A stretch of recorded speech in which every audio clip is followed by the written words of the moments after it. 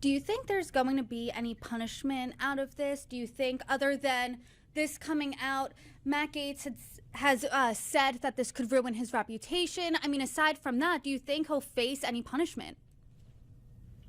That's a tough thing here.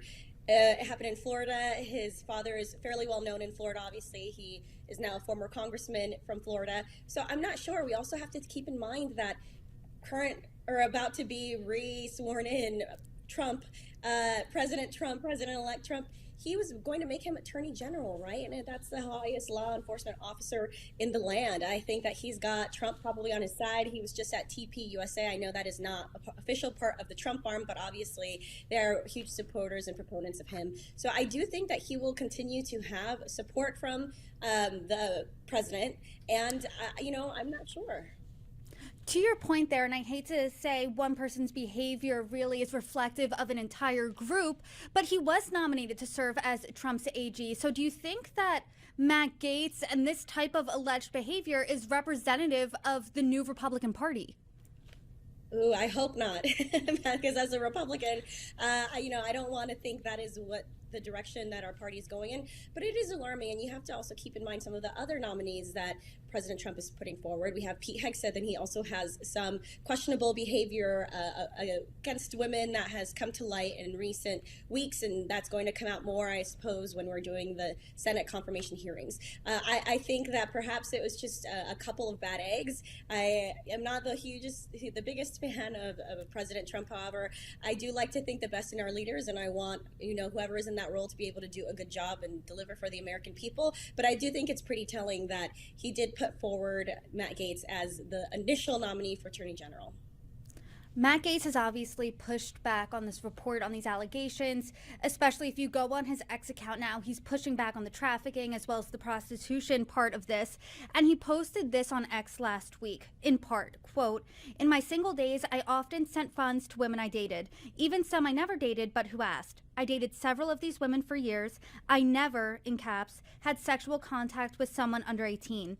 Any claim that I have would be destroyed in court, which is why no such claim was ever made in court. My 30s were an era of working very hard and playing hard too.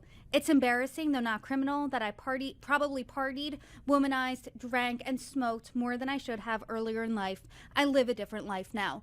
What do you make of his response to these allegations, this report?